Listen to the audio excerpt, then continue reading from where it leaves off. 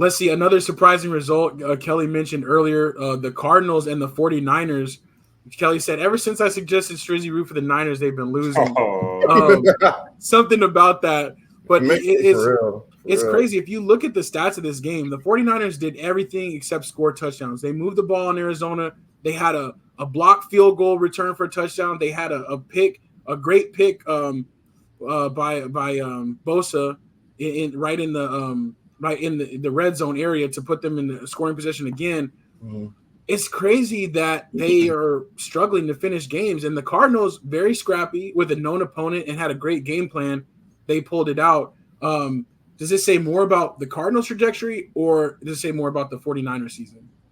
I think the Cardinals are looking good, man. I think they're playing confident. I know people gave him a hard time, but I always say Collar is a good quarterback. Like, you see his size and you see who he is, you're like, he ain't. But when he's healthy, he's good. But it's hard to keep a guy that size throughout the whole year healthy, because the way he does, he run the ball. And when it's on you don't get hit or you're going to do too much. But I think they got confidence. I think that game going to build confidence even more. But I think the culture of the Cardinals will look a little different too. Like I think that tight end McBride, I think he's going to be a monster, man. Yeah, I think he's a beast. I think that's going to be a big thing for them. And I think James Conner is playing well. I never really liked him as a running back. I just thought he was doing, but he fits that system, Yeah, and the defense with Budda Budda Baker last year. Yeah, and with Budda Baker back there with the defense, I think he just make the guys. You see your leader throwing his body like that, you're gonna do the same thing. So I think they don't have a lot of pieces like they normally have, and people are playing well. I think before they had a great team. Like they had what's one guy, DeAndre Hopkins, and they had Ertz and all that. They had a good team, but they couldn't produce, because they were expected to do so much. This year, they don't expect them to do so much, and they play well. So I just think the Cardinals I think they might do something this year. So we'll just see. The division's up for it. So yeah, and I have to agree with you. I think the culture is changing a little bit. I was down on Gannon, the new head coach. Just like I hate to say it like that, but just judging off of looking at him. And the way he presents himself in press conferences, I was like, this dude ain't going to inspire nobody. But they're coming up with game plans to actually get themselves an advantage despite not always having the talent advantage. So I like that. And you're right, that scrappy mentality of like, okay, we might not be expected to win, but we're going to go out here and see what it do. And like Unc said, Kyler playing well. He does have some talents. I love that they called that early run. They knew they were going to catch the 49ers off guard. And they had that 60-yard scramble running, and at 2 steps off the line of scrimmage, he's already pointing to the house. I got this. So when you have things like that, where it's like they're seeing it in film and they're practicing in the week and it's coming to life, that gives you confidence and that gives everybody going in the right direction. So I think the Cardinals, man, I think they are a little sneaky. Who's Harris? Oh, Harris. I'm like, who's Harris? I forgot the rookie. Yeah. He's starting to do well, and he's coming up with some big clutch catches too. That's that playmaker they need. Man, that's all I needed right there, man. Like I said, that tight end and James Conner playing well, man. Did they lose the number 4? I forget his name. Moore, I think his last name. Yeah, I think he's gone. Yeah, he's gone. Oh, he's gone. I thought he was hurt, so I ain't seen him out there, so he's gone. Okay. I think they still have Dortch. Yeah, but they need a one more receiver, but they are doing well with what they have. Yeah. What do you think about the 49ers though, Strizzy?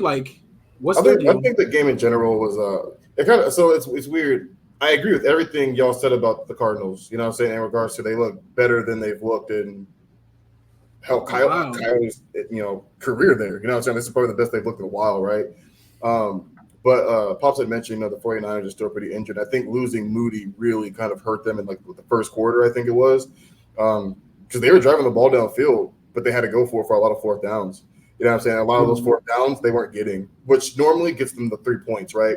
Changes kind of the tone of the game as well. So every time they don't make it on fourth down, who's hype? You know what I'm saying? Cardinals are hype. We got them again. And I think the mood of the Niners kind of goes down. So I think the majority of the game, Cardinals are just playing with so much more tenacity and feeling because they're like, we got these guys. We got them at home. They lost their kicker. So I think a lot of those times where they drove the ball downfield and walked away pointless on 4 and outs or whatever the case may be, I think that really hurt them. I think with Moody, I think it was Moody that added another 9 points on there at least. You know what I mean, with some of the drives that got downfield. But I don't want to give them that excuse though either, because they are a much better team than the Cardinals. Even with the Cardinals looking better than what they have been, the 49ers are still better. You know what I'm saying? So like, I think last year when they played them, I think they didn't score a single field goal. I think there was all touchdowns, something like that last time. It was crazy. So it's like, so you look back at it like that, you're just like, y'all still could have. You still could have won without Moody. You know what I mean? But I think that does kind of suck going forward. You lose your kicker, your only kicker. Most teams only carry one. You know what I'm saying? You lose that guy in the first quarter, and kind of all downhill from there. But like again, I said, like I agree with everything y'all said about the Cardinals. I actually want to see MHJ get some more touches, man. I feel like he's not getting the ball enough, because I think that kid, every time he touches the ball, it's damn near a touchdown. Like he's been that good. So I'd like to see him get some more touches. Don't overutilize him because you're gonna get him hurt, but I do want to see him get the ball a little bit more, because he's definitely a superstar in the making. That kid is phenomenal. Did you guys hear the news about McCaffrey though? Yeah, he's out for a little longer, and that hurts too. But McCaffrey, to me, puts them over the hump. The 49ers are always a decent team. If one player doesn't make a difference for them, he puts them over their hump to make them a championship team. They're saying that he has to go to Germany because he has to get something. I said the injury with his knee, they don't know what it is. And they're talking like his career's over. Like they saying it's saying if he come back too early, it can end his career. So he gonna go to Germany, get something done. So I'm like, that's like, you think about it, like his 5 years of his career is a running back. That's all you really get. You know what I'm saying? Right. Yeah. Well, and I was done. Yeah. No, I was just gonna say, and like I was just gonna throw in there that like one of the comments has always been like that he just is used so much. Like he runs the ball so much and receiving game so much. He had that 1,000. He's had so many touches, a leading toucher with the Panthers. So it's weird, but yeah, the Germany thing kind of scares me, because that's what like Kobe did. Remember, like a long time ago, they do something where they like, they cycle the platelets in there, and it is one of those things where it's like once they start trying things that are kind of experimental or that you got to go out there, that's kind of scary when they don't know. And I did see a quote that also concerned me, that they said he will play football this year.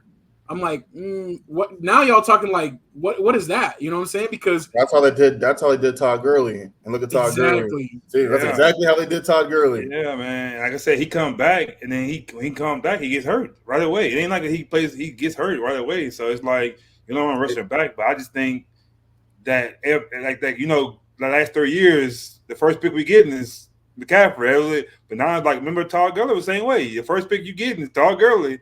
Right. Now he's going to that point. He's going down, man. It's like, dang. You look at certain plays too. The thing I always talk about in regards to I love CMC is he is a every down back to the definition, and it's not just because he can run and pass.